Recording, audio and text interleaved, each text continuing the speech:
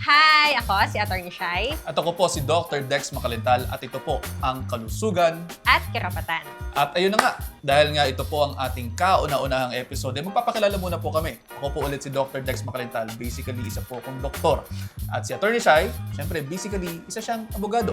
At kung kayo po ay nalilito, kung kayo ba ay magdodoktor, mag-aabogado, ito po ang episode para sa inyo. Yes. Yes. Wala sinabi. Bakit ka nag-abogado at ano yung naging journey mo? Nung high school ako, hindi ko talaga kasi alam kung anong course yung kukunin ko. Tapos, yung parents ko yung nag-decide. So, naging legal management yung course ko. Ako, hindi ako pala aral doc nung college. So, sabi ko, kaya ko ba mag-law school? Parang hindi para sa akin. Pero itatry ko, isang sem lang. Pag nakapasa ako, edi go ko. Pag hindi, edi baka hindi ako para dun sa course na yun. Ikaw ba, Doc? Paano ka naging...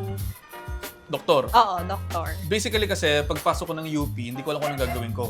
Kasi napasok ako sa UP and then nag-shift ako to nutrition. Kasi may hinabol akong babae. Yun lang. Yun na talaga yun. And then after that, nakapasa ako ng board exam ng nutrition.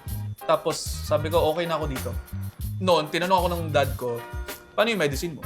So yun. And then sabi ko, sige, I'll try medicine. And then nakapasa ako ng scholarship din. Nabigyan ako ng scholarship ng Lasal. At tinuloy-tuloy ko. Sulit ba yung years of studying mo sa kinikita?